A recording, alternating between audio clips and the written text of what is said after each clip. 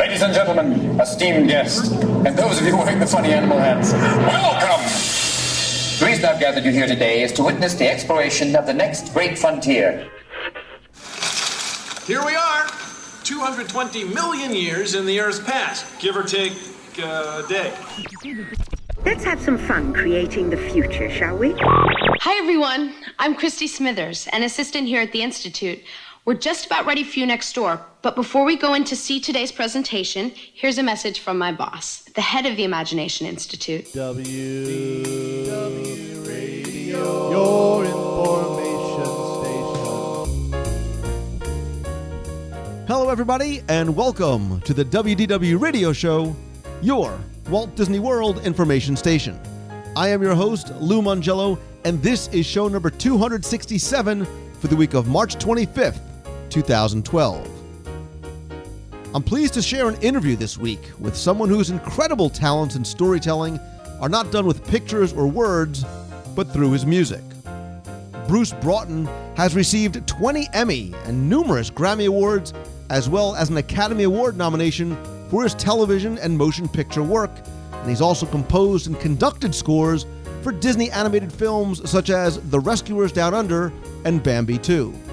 His incredible music can also be found throughout the Disney theme parks for attractions such as Ellen's Energy Adventure, The Timekeeper, Honey, I Shrunk the Audience, and most recently, Spaceship Earth. He'll share stories about working on the films and in the theme parks, including the processes, inspiration, differences, and experiences which may just make you appreciate these incredible works of art even more. I'll have the answer and winner for last week's Walt Disney World Trivia Question of the Week and pose a new one for your chance to win a Disney prize package. I'll then have a couple of quick announcements before playing more of your voicemails at the end of the show, so sit back, relax, and enjoy this week's episode of the WDW Radio Show.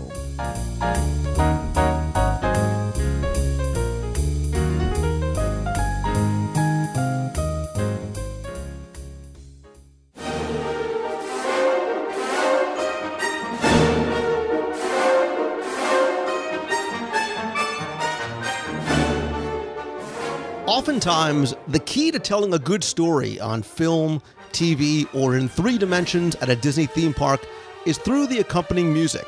From scores to songs, they help to direct and define the experience. And one of the most versatile composers of our time is Bruce Broughton, whose work can be found in every modern medium, from theatrical films to TV to the stage and even in computer games.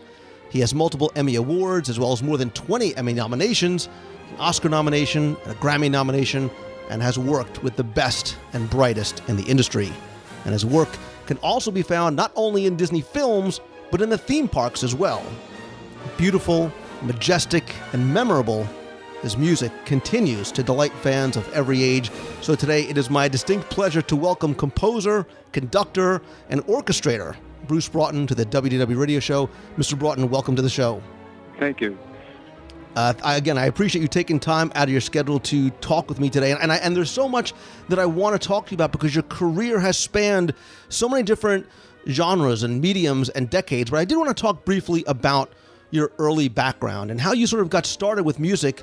You know, was it one of those, your parents sit you down in front of a piano, like it or not, at age 3, or was it something you always had a love for? Well, I had a musical family. My grandfather was a composer. I had an uncle who was a songwriter. An aunt was a pianist. My parents could both play piano and play brass instruments. My brother's a composer, trombone player. My family worked for the Salvation Army, which is a musical organization, probably best known for their bands on the street years ago.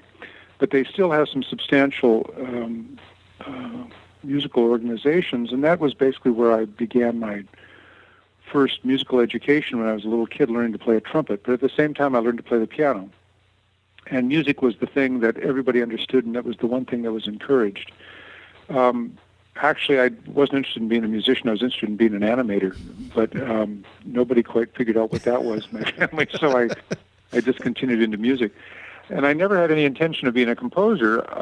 I really went into composition because when I went to school, I had no idea when I went to the university, I had no idea what I wanted to major in, so I thought I would take music since it was familiar. And I didn't know much about composition, so I took that, thinking that if I stuck around in school long enough, I'd find out what I really wanted to do. But I ended up being a composer, which turned out to be quite okay. So I've spent years doing that. Yeah, I think going into music was definitely the right choice because of what has become of it. So your parents' influence and direction certainly helped guide you. But it seems that you really started to break into the industry early on in TV. How did you get started working in and for television? I was very fortunate. Right out of college, I got a job working for CBS Television music department, which doesn't exist anymore. But it was a department that had been put together to provide music for the shows that CBS produced. And it had been in existence for several years. In fact, Jerry Goldsmith had been there before me about 10 years earlier, but he started in radio. But we started doing basically the same job, which was working as music supervisors, providing music from music libraries for the shows that we produced. And in Gunsmoke and Hawaii Five-0 and Wild Wild West and shows like this, CBS would hire composers for a certain number of episodes during the year. And for those episodes that they didn't need to have original music on, they would have the supervisors, like myself, select the music. So we were basically cue selectors, music supervisors. We would find the right music to go into the scenes, and we would edit them and make sure that they fit. And I did that for about 10 years, working also at the same time as part of the management. I was manager of the music department, and then I was assistant director of music. But it was a great way of learning how music worked in film, because frankly, if it didn't work, you just picked another piece. It wasn't, there was no trauma about it. And the idea of cutting music up and extending it and taking things out and putting things back in became pretty familiar. And I got to realize that music for this medium was very different than writing concert music, where in concert music you write it and it sticks. It's supposed to be that way. Nobody asks you to replace anything. Nobody asks you to take anything out. Nobody asks you even whether it works or not. But in film and television, if the music doesn't work, that is, if it doesn't do what it's supposed to do dramatically, then you have to change it. You have to modify it. You have to fix it until it works. It's a fairly objective kind of medium. And to be able to spend so many years doing that was really great preparation for being a composer. So when I left CBS, not wanting to get into management any further than I was familiar with television, and I went into the medium that I knew best. And I got busy working over at Universal Studios with the show Quincy. And then many of the guys who had been working on Gunsmoke, some of them found their way into the series Dallas.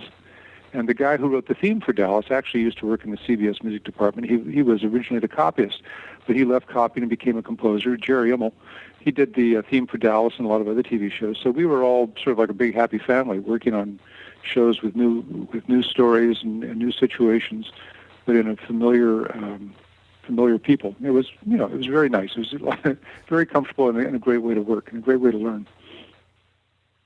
And while you're doing the TV, one of the projects that you worked on back in around 1985 in the mid-'80s was the Steven Spielberg Amazing Stories, series, which was really, it was a who's who of who's who, because you had not only Steven Spielberg and Clint Eastwood and Martin Scorsese and Robert Zemeckis, but composer-wise, you composed scores along with, again, names like John Williams and Jerry Goldsmith and James Horner and Danny Elfman.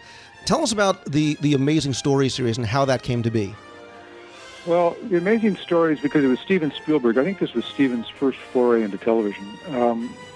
It was a very high-end kind of a project, and by that time I had gotten into features. I think I had already done Silverado and done Young Sherlock Holmes, which Steven produced, and a few other things. So I was now not just a television writer, I was a feature composer. And those were the guys that they were trying to get. So you're right. I mean, Danny Elfman, James Horner, John Williams, everybody who'd done features was working in this on this series. And I think actually I did more of them. I think I did 4 of them. I think I hold the record for doing as many as anybody else.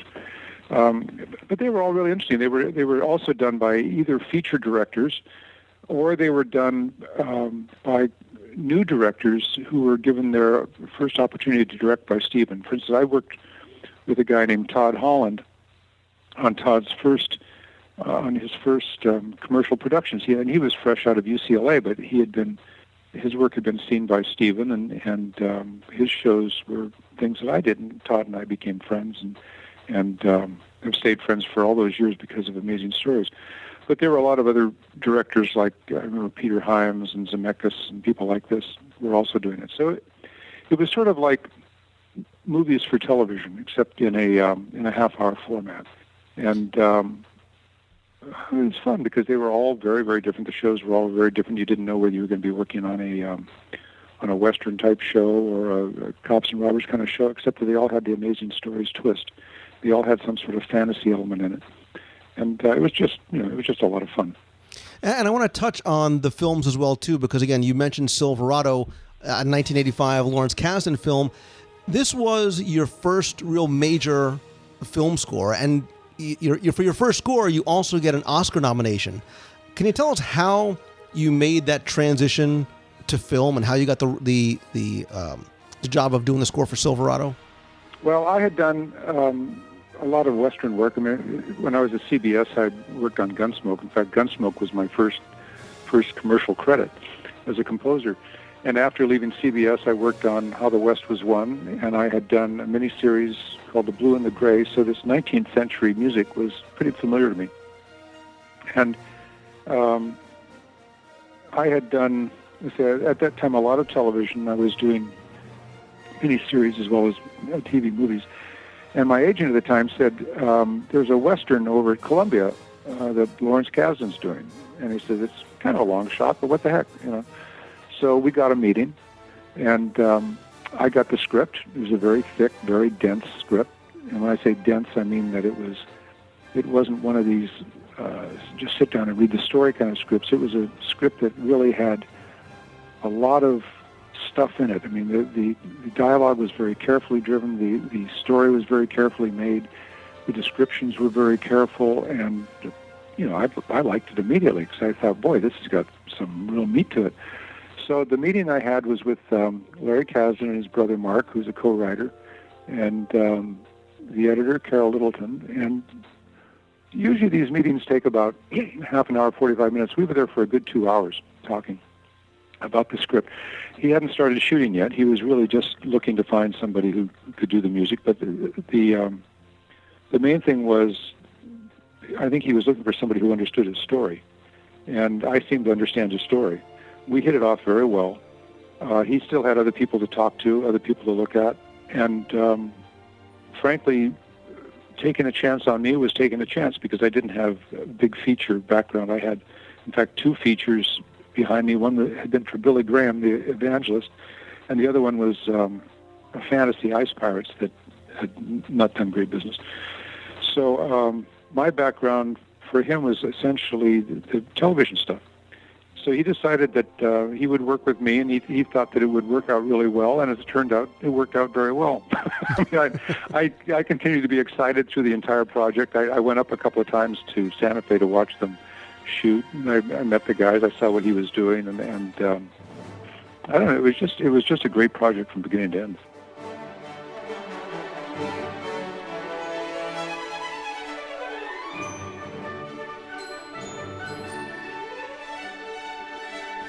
Well, and you mentioned, like you said, the blue and the gray and your experience working on Westerns. In the mid-'80s, the Western genre had died out from the popularity that it had decades earlier.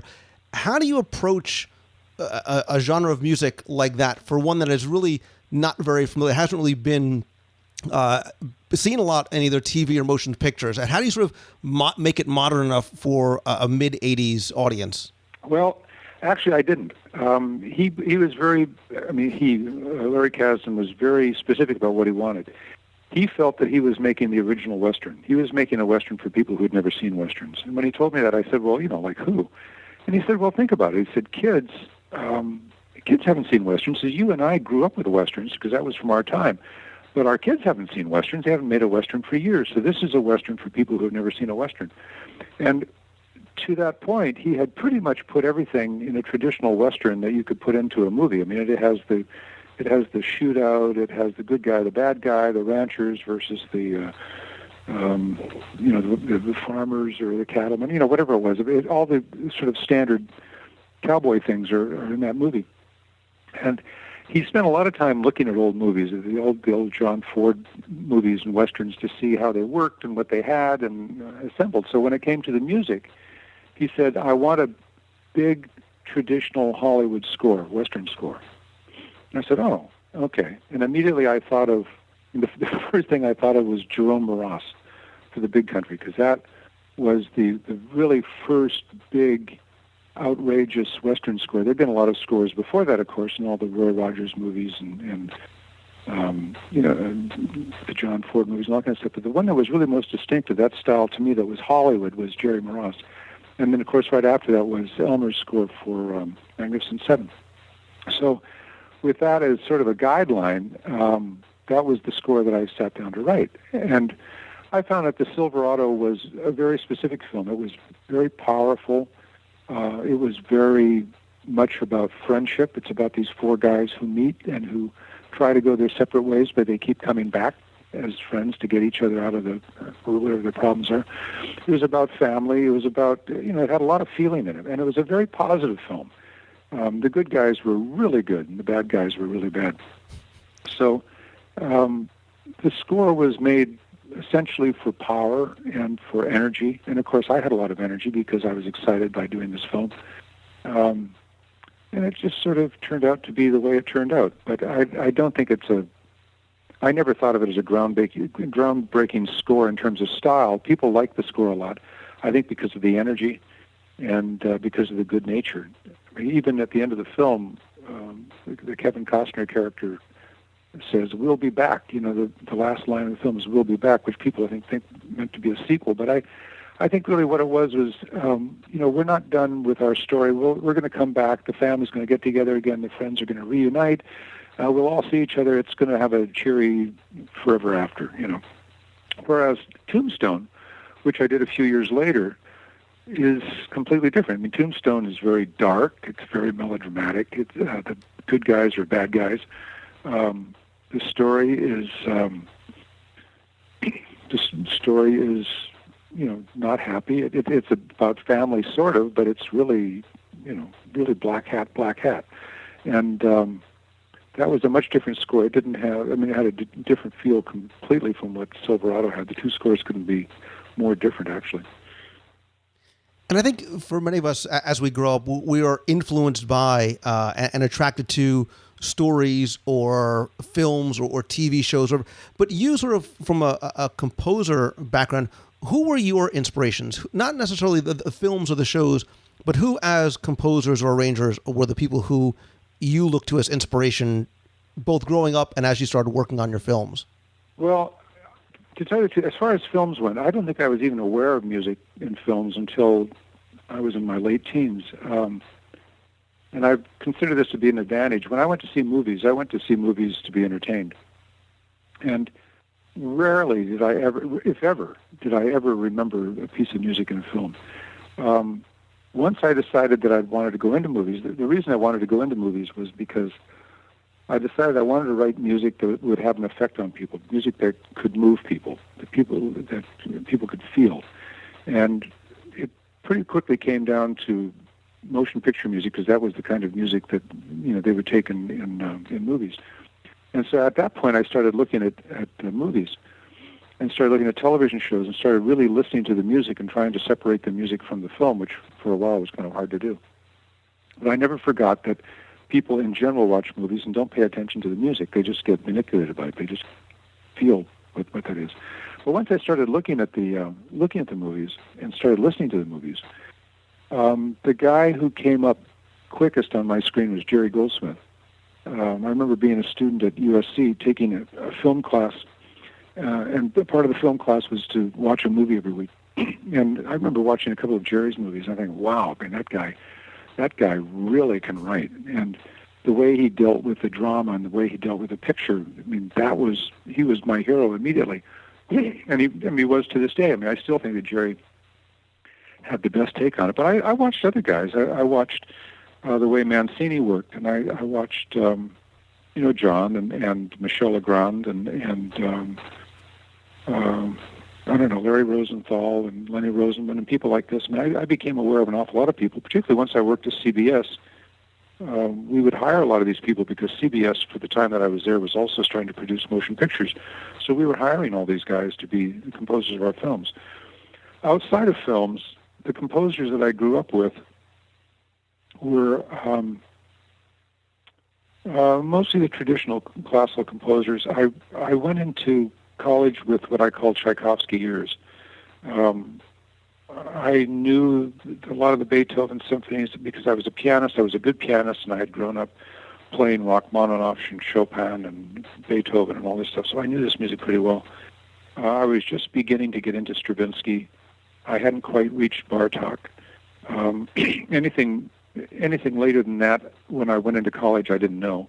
When I got out of college, I had to learn it, and soon became interested in it because I had to expand my techniques as I was learning to write for television and for movies. So I think that my education continued actually right up to the present time because I'm still finding new music and still looking at new techniques and seeing how people do things in order to expand what I do. I have pretty, I guess what they would say, Catholic taste. I mean, I like a little bit of everything. There's not an awful lot of music that I don't like. If I can find some music in it, I'll probably like it, regardless of what the technique is or who wrote it. Okay. Tell us how you began to work for and with the Disney Company and your first project there. Disney, I think, let's see, the first project at Disney. I'm not really sure what my first project at Disney was. I do remember working on getting a call after I did The Boy Who Could Fly for a theme park thing that Glenn Caron was directing. And that was called The Making of Me.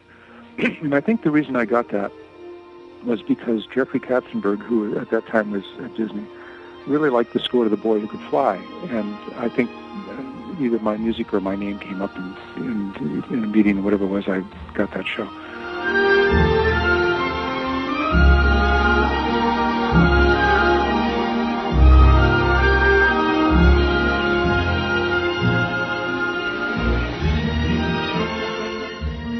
I remember it being an interesting show, and it played for years and years and years, and it had one little piece of animation, 1 minute of animation, which was the first animation I ever did.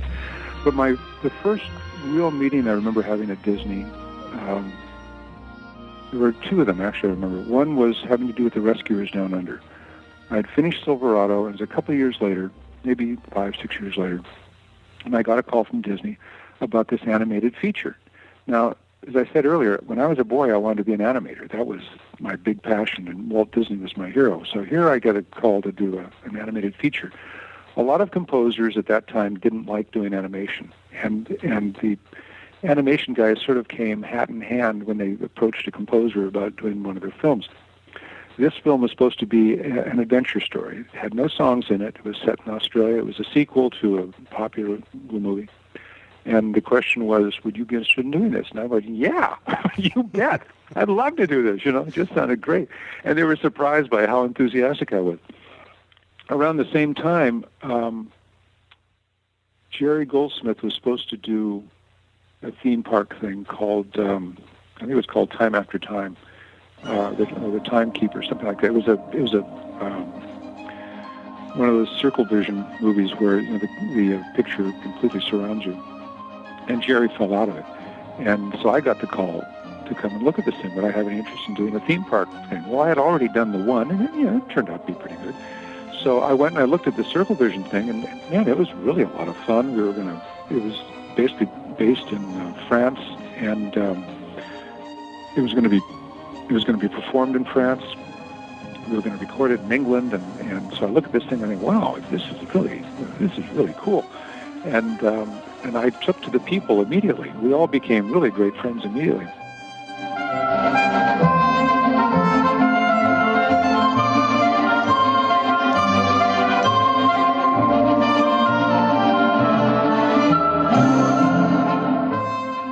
that basically began a whole run of things I did in the theme parks. So with the animation of the Rescuers Down Under, and then the theme park stuff, they all happened right around the same time, within a year or two of each other.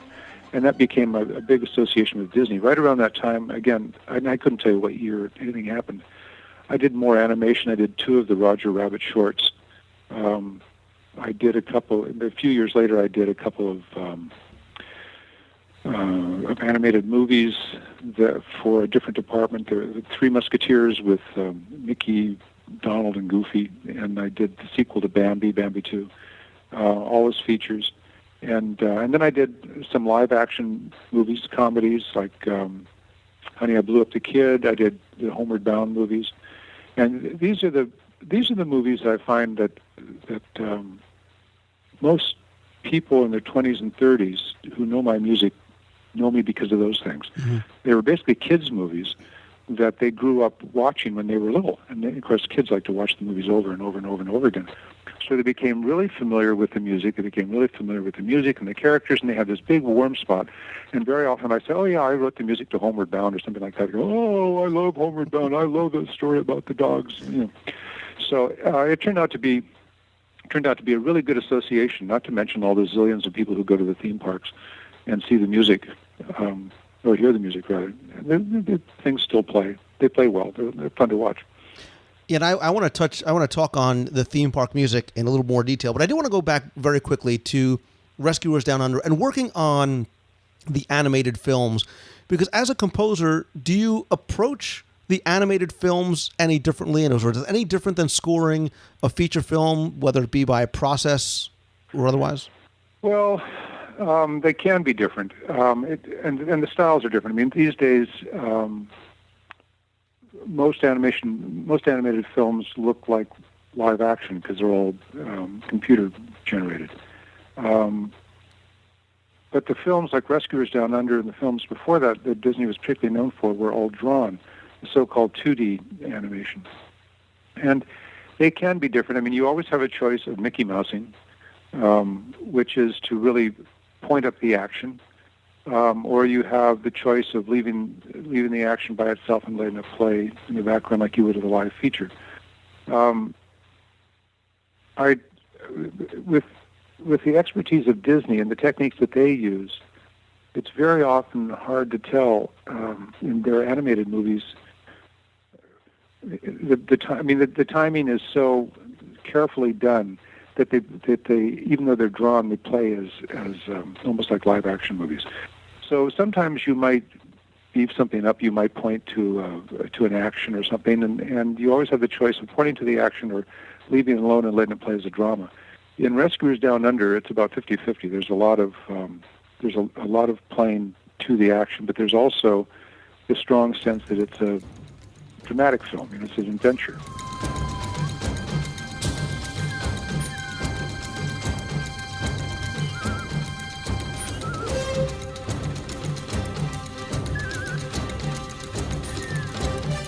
And so those were the choices. When around the same time, I was supervising composer for another Spielberg thing for television called Tiny Toons, Tiny Toon Adventures.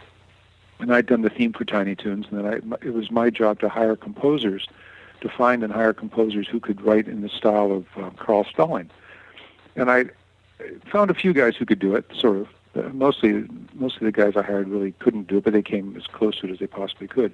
But that was a completely different style. That style, which was not nearly as fluid as the Disney style, could take a lot more Mickey Mousing, a lot more poking, a lot more very specific musical gestures than the Disney's films could.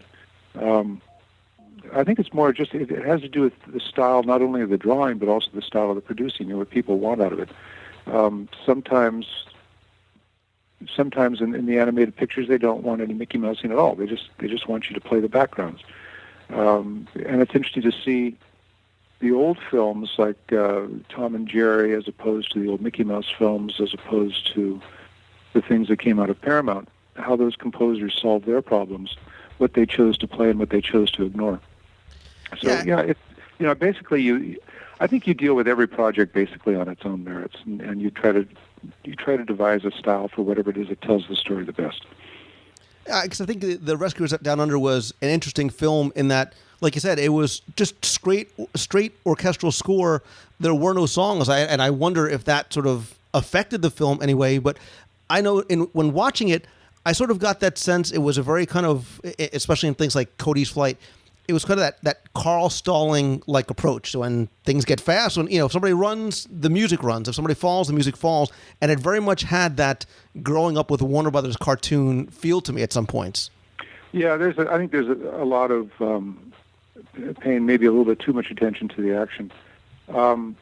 The point you made about the fact they didn't have any songs, it may not have been a great thing for the film because the film didn't do so well. And after that, all the animated films that Disney made all had songs in it soon after that. And right before that and soon after that were all the Alan Menken song scores, like Little Mermaid and Beauty and the Beast, because they found that those things played the best.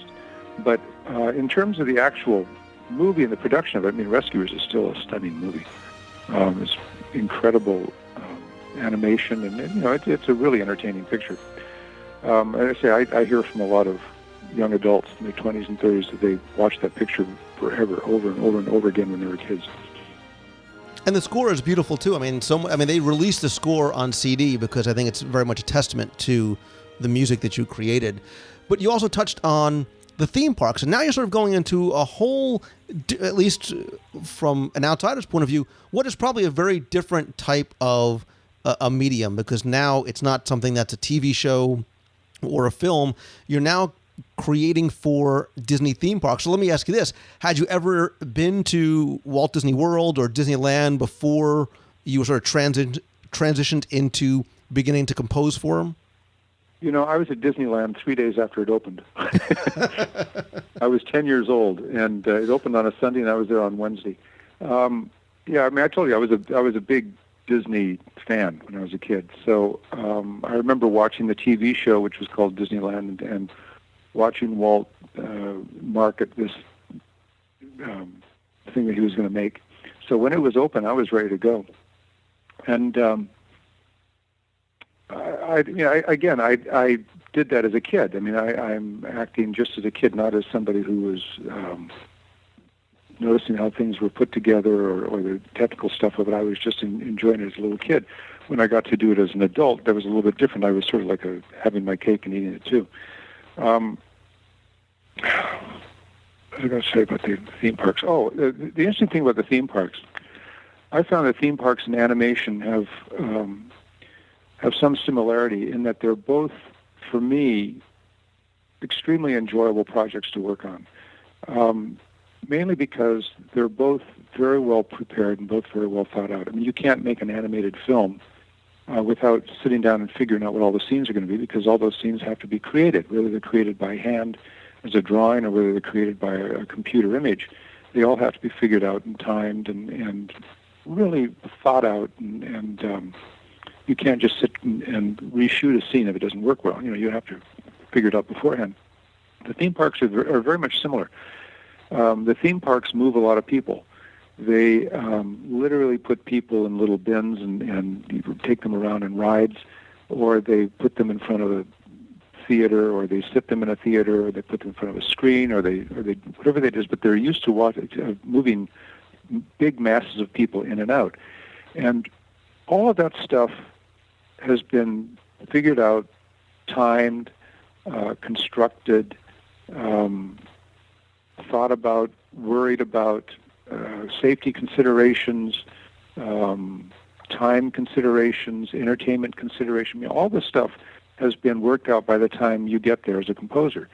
And when they give you the pitch of the show, you never quite know what you're going to be getting, because you don't know whether it's a sit-down and look-at show, or whether it's a ride, or whether it's a show that has a little bit of this and a little bit of that. You just don't know quite what the medium is.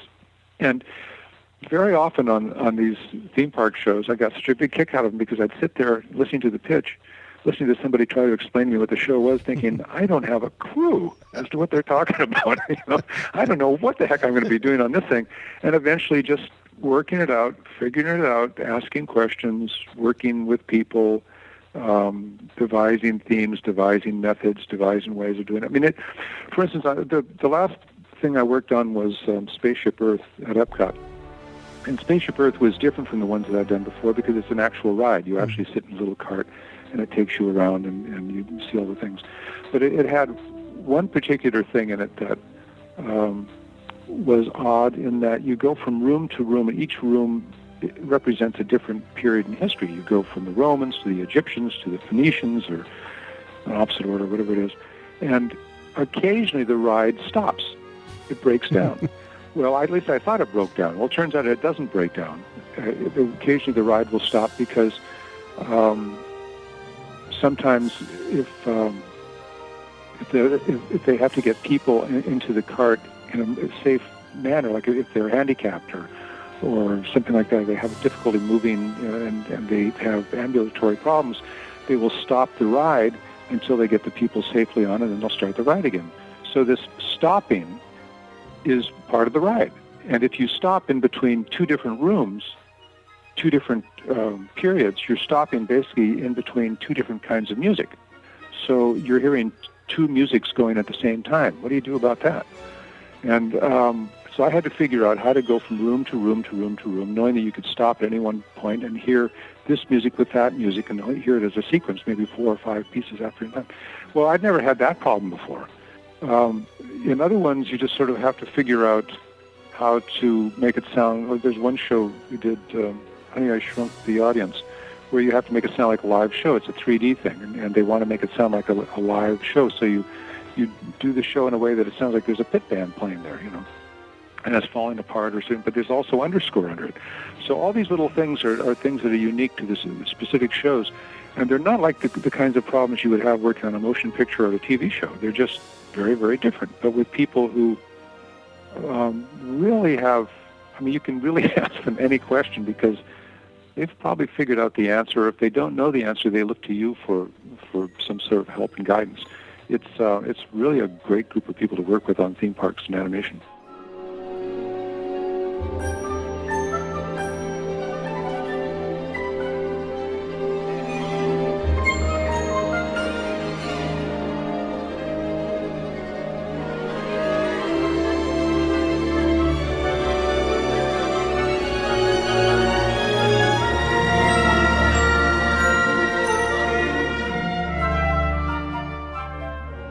I want to ask you specifically about a couple of the attractions you mentioned, but overall, when and where are you brought into the creative process of putting the attraction together? How far along are they, or do you have any sort of creative input as they are sort of going through initial concepts?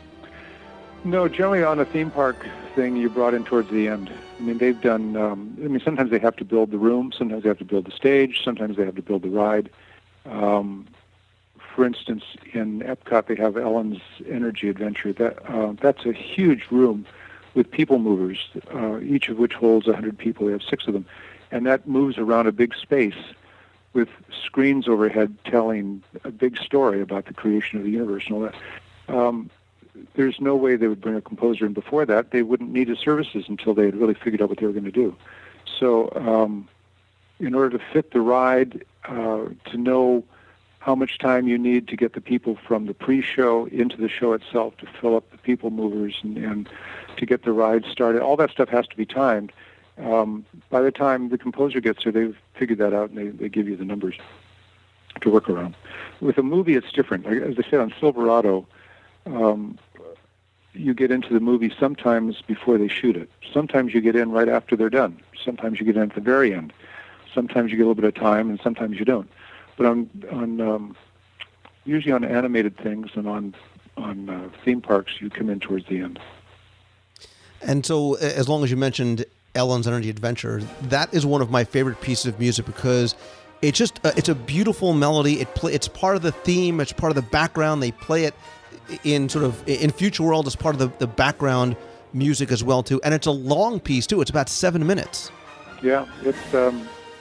There's a lot of, I think Ellen has about the longest, most fully realized pieces of any of the things that I've done.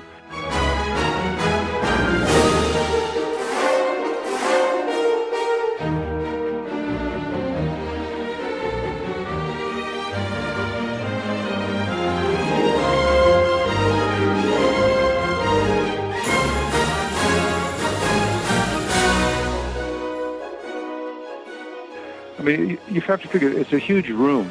They can fit 600 people, and so they time it for 600 people. I mean, sometimes, of course, there's a lot fewer than that, but still, it's time for that. So the music plays I think it's actually about 5.5 minutes long. It's a long piece, which is great. For me, it's like a concert. You just sit there and you have to listen to the music.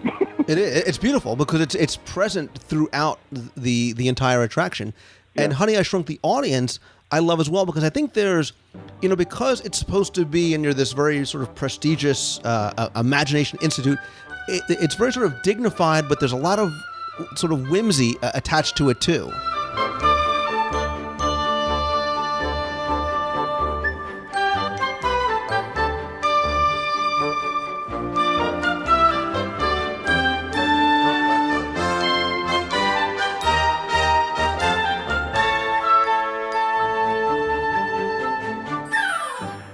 Yeah, Honey, I Shrunk the Audience is kind of a silly show. Yeah, again, it's an award show gone crazy, but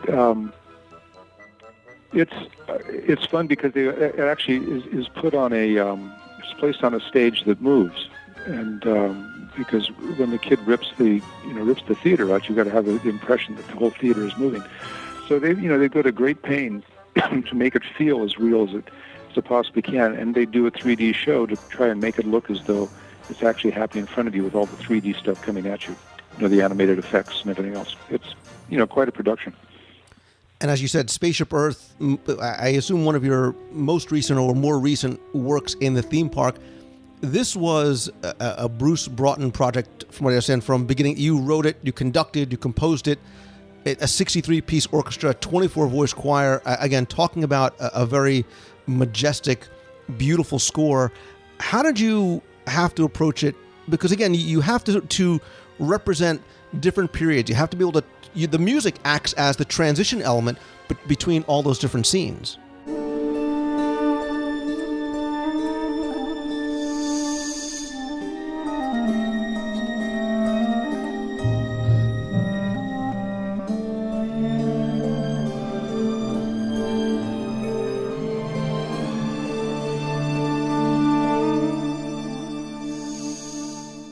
Well, as I said, the technical problem was if you got stuck between two time periods and you had to hear two pieces of music. So I had to write the music that 3 or 4 pieces could all be played together. And there were other considerations, like little things that people would think about. When you go up the ramp into the attraction, they have a safety announcement because they don't want people getting off the tram. They have visitors from all over the world. Not all of them speak English.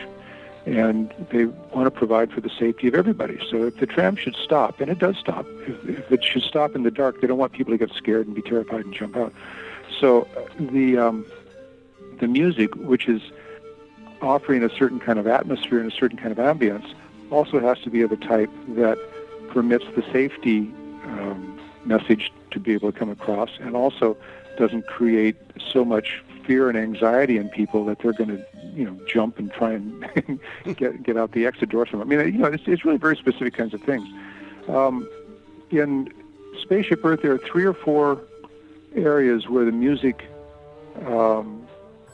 folds into itself. Like at the very beginning, Egypt, Phoenicia, Rome, all those things can be played together. Shortly after that, when you go through the Renaissance and the Middle Ages, much of that music is playing at the same time against itself. There are 1 or 2 or sometimes even 3 pieces playing simultaneously, depending upon where your eye is in the room. And then after that, I think there's another sequence, more contemporary, where the music again has to be played all at the same time.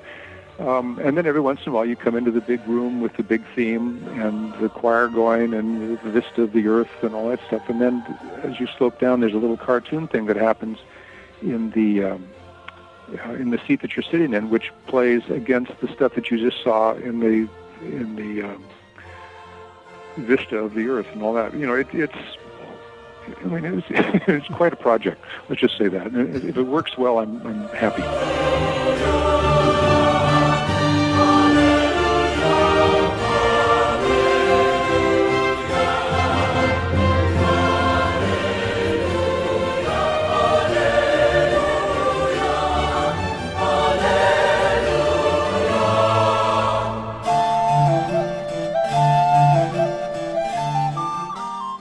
thing I didn't account for, unfortunately.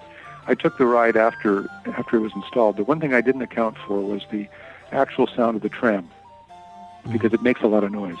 And I thought, boy, if I had just paid attention to that, I would have at least voiced things a little bit differently. But overall, I think it works fine.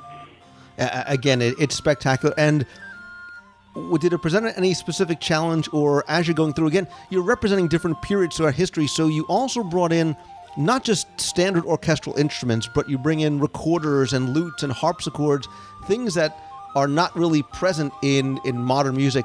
Does that present any interesting challenges to you bringing those instruments in? Yeah, like who's going to play it? I mean, who's going to play crumhorn? You know, it turns out that there are people here, particularly in Los Angeles, that play a lot of different kinds of instruments. Recorders are pretty easy to find, but the lutes and the crumhorns and the sackbuts and things like that, the really old instruments from the Middle Ages, you have to find people who can get around on those. Well, you do, and then it's there forever. I mean, there's one of the pieces that has a what do you call it? A high tenor. What do they call them? A countertenor singing. It sounds like a woman's voice, but it's actually a guy singing. Well, the fellow who sang that was Grant Gershon, who leads the L.A. Master Chorale. He's a tremendous choral person in his own right, you know, great conductor and all that kind of stuff, but he sings, and he happens to sing countertenor. So you find the guys who can do this stuff, and everybody's anonymous on these things. You never know quite who's playing on it, and even who wrote the score. I mean, somehow people have gotten to know who wrote the score to some of these things, but, you know, there are no credits anywhere. It's just something that's supposed to be entertaining for anybody who comes in from anywhere. And while you created original music for Honey, I Shrunk the Audience and Ellen and One Man's Dream and some of the other ones like Timekeeper and Making of Me, Spaceship Earth was an attraction that was present for a number of years, had an iconic song attached to it and theme in Tomorrow's Child. Did that play into any decision making when you were creating a new song, or is it something completely new? You sort of discount what was there before, because it was one thing that a lot of people who are nostalgics certainly had an attachment to. No, I can understand that. I think that by the time I got there was really no conversation about it with me. I think by the time I got on to the process, they had already decided that they were going to have a completely new show. So all the music from that first attraction just, you know, was replaced, and that's true. I mean, people have big associations with this. I mean, I know people who go to the parks over and over and over and over and over again. They all have their favorite shows, and anytime you tinker with it, somebody's going to get offended or going to get upset or they're going to miss something. I hear from people who ask me all the time about the music from the Timekeeper over in Europe, because that show closed, I think, 2 or 3 years ago. But there are still people who love the theme, and they like to be able to get it. So Disney has, I think in the last few years, perhaps the last 5 or 6 years, started releasing music from a lot of their attractions that you can buy in the parks. But even then, you know, it's something that people grow up with. I mean, as I say, I was at Disneyland 3 days after it opened. I was 10 years old. Well, I'm a lot older than 10 now. And I remember a lot of those experiences. I remember how exciting it was as a little boy to go through. And I remember this show and that show and perhaps this theme. Or, you know, I used to watch the Mickey Mouse Club when I was a little kid. And I have a lot of associations with a lot of that stuff. So, yeah, you realize that when you're taking part in this, you're taking part sometimes in a piece of somebody's life. Well, and in the case of something like O Canada, somebody else's work, because Your Lifetime Journey was originally written by Robert Moline. When they later redo it, you rearrange somebody else's work, and now you also have to keep in consideration the song that you are writing is one that's going to have to reflect accurately the people and their culture. So how do you take Bob Moline's song, make it your own, make it unique, while still keeping that in mind as well? Well, it was a great song. I mean, that one, I was glad they kept that song. I tried to refer to it in the score so that when the song came in, it would feel as though it was actually somewhat familiar, I mean, for the people who hadn't seen it before.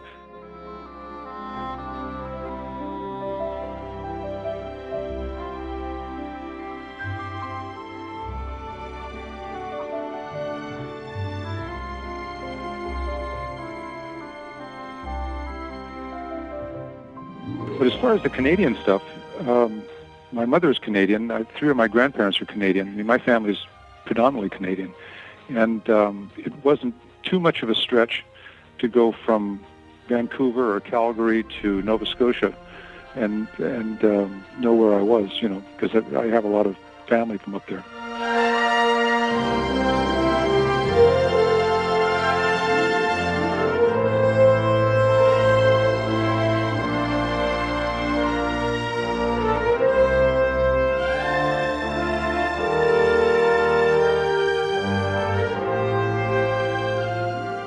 You said something before that stuck in my head, which was there were times that you were watching movies and the music almost seemed to be so well integrated into the film that you almost didn't notice it and that it blends in. Now as a composer, is that what you look for? Do you look for that music to be sort of transparent through whether it's a film or an attraction, or is it really meant to now kind of drive the story and the action and maybe add another layer to it? Well, no, when I was a kid, it wasn't that I almost didn't notice it. I didn't notice it. I mean, I really did not notice it. I was being worked on dramatically by the picture, and the music was just one of the elements. And I'm aware that when people go to the movies these days, that a lot of them really do not notice the music. They're just affected by it.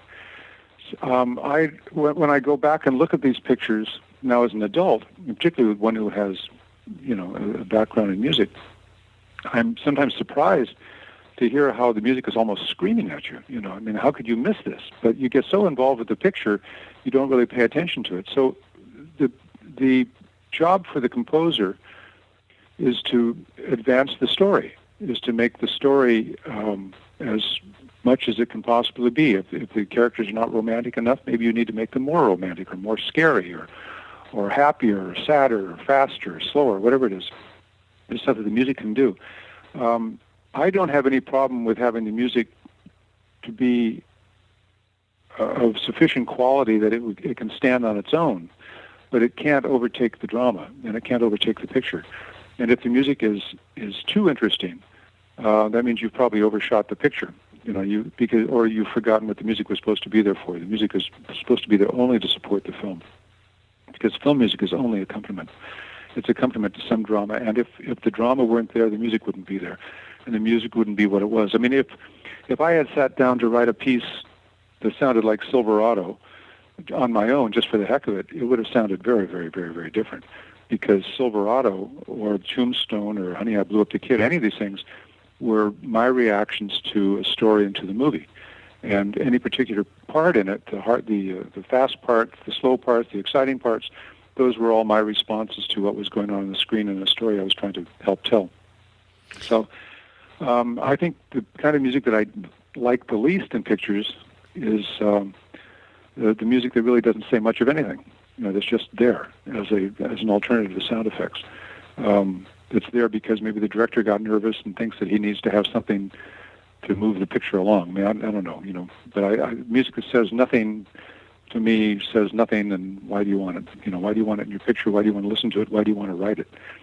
For me, I would rather be able to say and do something. And the music that I like the most, the composers that I find that I'm most drawn to, either of my friends or contemporaries or people who went before me, are people who really are able to make a point musically and dramatically at the same time.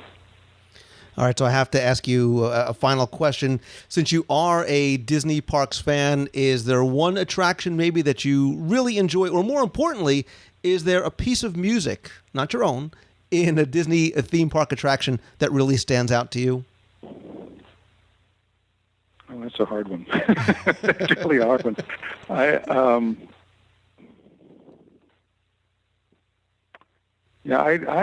know. I don't know how I could answer that. I probably would be drawn to some of the older stuff, to tell you the truth, because I would, like everybody else, I would have my own associations, and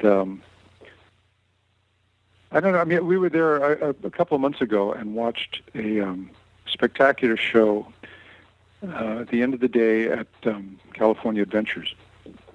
And it had a lot of the Alan Menken music, and it had a lot of the traditional Disney music, the songs from the 40s and all that stuff.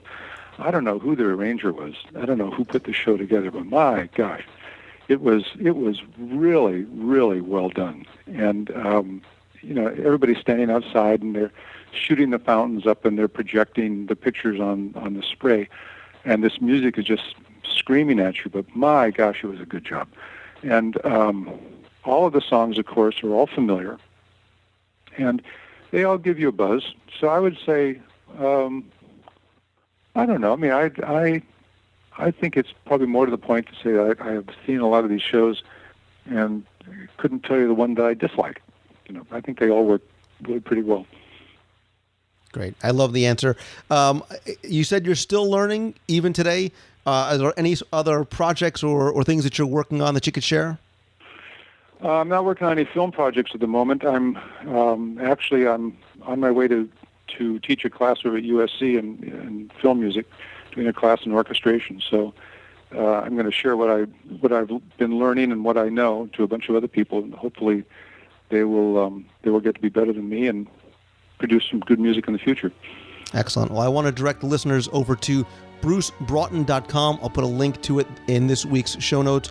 And Mr. Broughton, really, on behalf of myself, my family who enjoys your work, and all of those who you continue to delight and entertain with your music and your talent, I want to thank you for all that you do, and certainly for your time today. Thank you. It was a pleasure.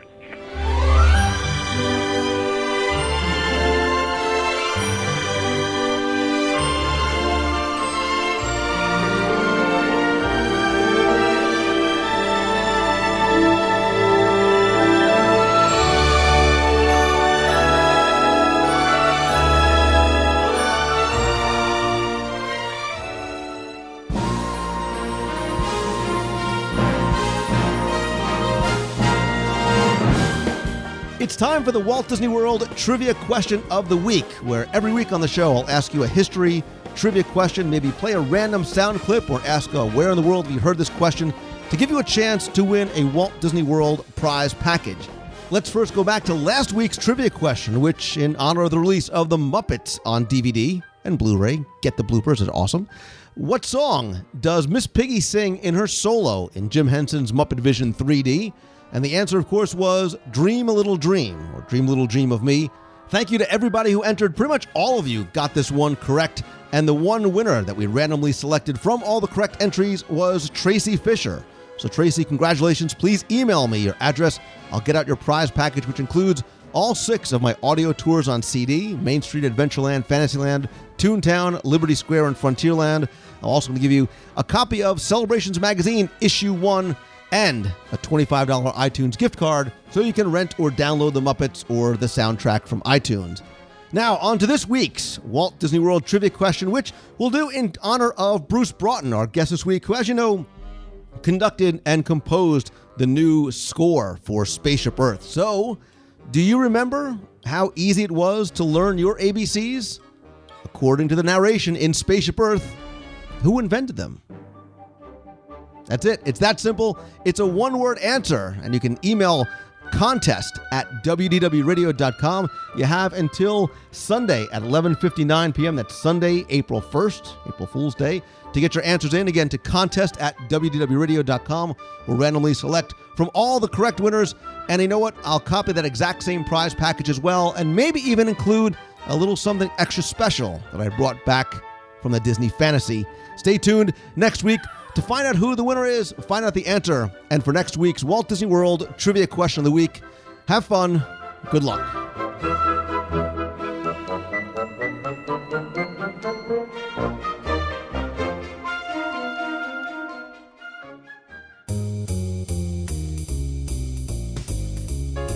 That's going to do it for this week's show. Thanks again for taking the time and tuning in this and every week. Please come by the show notes over at WDWRadio.com. Leave and comment there your favorite piece of Bruce Broughton music in the Disney theme parks or maybe in the Disney animated films.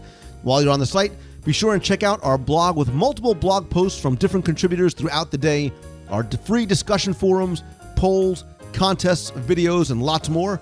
Speaking of videos, I literally just got off the Disney Fantasy, Disney's newest vessel in the cruise line fleet. I want to first thank all of you who joined us for our live broadcasts, both from the port and on board the ship. And while I was there for the past 3 days, I took lots of video, did a number of interviews. We're, of course, going to have a recap, discussion, reviews, and so much more. You'll be able to find that on the site by visiting wdwradio.com/fantasy. Also, I'll post updates, some additional information over on Twitter as well. And as long as we're talking about Disney cruises, don't forget you can still join us on our WDW Radio cruise aboard the Disney Dream, November 4th through the 8th, 2012. Looking forward to having another great group again this year. And of course, our very, very special guest, Richard M. Sherman of the Sherman Brothers, is going to share his stories and music and lots more exclusively with our group. You can get more information as well as a link to getting a free, no-obligation quote by visiting wdwradiocruise.com. And again, while there are cabins still available, I would highly suggest getting a quote and booking now, as rates will invariably go up. And of course, at some point, the ship will sell out, especially for our group to share what's going on with Richard Sherman. Again, visit wdwradiocruise.com. And don't forget that I also want you to be part of the show. So if you have a question you want answered on the air, you can email me at lou@wdwradio.com or call the voicemail. You can be heard on the air at 407-900-9391. That's 407-900-WDW1. Also, in addition to the podcast and videos, come by every Wednesday night at 7:30 p.m. Eastern over at wdwradiolive.com. There we'll have the weekly WDW newscast where you can watch, chat, and ask and answer questions, be part of our live broadcast, and then stay and chat with us for a while afterwards. And if you can't catch it live, I'll post the video on the blog and the audio in the iTunes feed as well. And don't forget, our next WDW Radio Meet of the Month in Walt Disney World is going to be this Saturday, March 31st. It's going to be in downtown Disney from 12:30 to 2 o'clock over at the Downtown Disney Dock, the lower-level seating area between Captain Jack's and the Margarita Bar, right across from Ghirardelli's. Come down, spend some time getting to meet other members of the WDW Radio family. And then what we're going to do is around 2 o'clock, we're going to head on over to the Art of Disney, located very close by, to see our friend Alex Mayer from the Disney Design Group, who's making a special appearance there. He's going to be exhibiting his artwork and premiering 2 new pieces, A Tink and Bambi and Friends. I'll put a link in this week's show notes for more information, where you can visit wdwradio.com and click on the events tab. Quick thanks to my partners and sponsors, including Mouse Fan Travel. They are my, of course, official and recommended travel provider. Listen, whether you're going to Disney World, Disneyland, Disney Cruise Line, or Adventures by Disney, Becky Menken and her team of agents not only give you the best possible prices, all available discounts, but really the incredible level of personal service is what I think separates them from everyone else. And, of course, all at no extra cost to you. You can visit them over at mousefantravel.com. When you're coming to Walt Disney World, maybe you want something a little bit bigger. Bringing the extended family down. You want your own pool, spa, kitchen, game room, multiple master bedrooms with some great Disney theming. You can check those out over at allstarvacationhomes.com. And if you want to stay right in the heart of Walt Disney World, my favorite place to eat and visit, and of course stay in the incredibly heavenly beds, is over at the Walt Disney World Swan and Dolphin. Check out Kimonos, Blue Zoo, Il Molinos and Shula, the Mandara Spa, and lots more over at swananddolphin.com. And of course, my friends, and you are my friends whether we have met yet or not, all I ask is that if you like the show, please help spread the word. Let others know about it. Tell your friends, tweet out that you're listening, share links on Facebook, Google+, Pinterest, or wherever it may be. And please come by, rate and review the show over in iTunes as well. And finally, don't forget that there is no time like right now to start taking those first steps towards pursuing your passion and doing what you love each and every day. And when you do, always keep moving forward. So until next time, have a great week, everybody. See ya. Hi, Lou. Jen Tremley from Bristol, Connecticut. Just wanted to call in and say hi. Just finished this week's show, 259, about Dinosaur. It's one of my favorite rides in Animal Kingdom. I've always been a fan of it, even when it was Countdown to Extinction.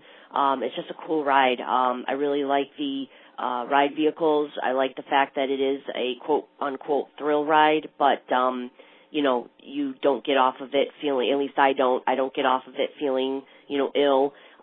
It's just cool, you know. The dinosaur still scares the bejesus out of me every time it, you know, gets in our face, the big one at the end there, the Carnotaurus or whatever.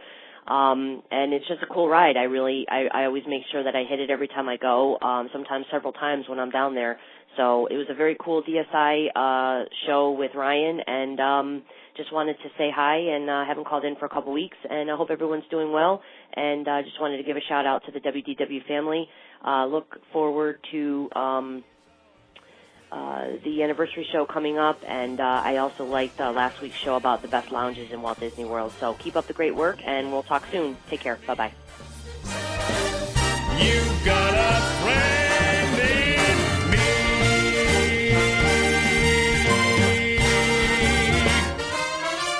Yeah.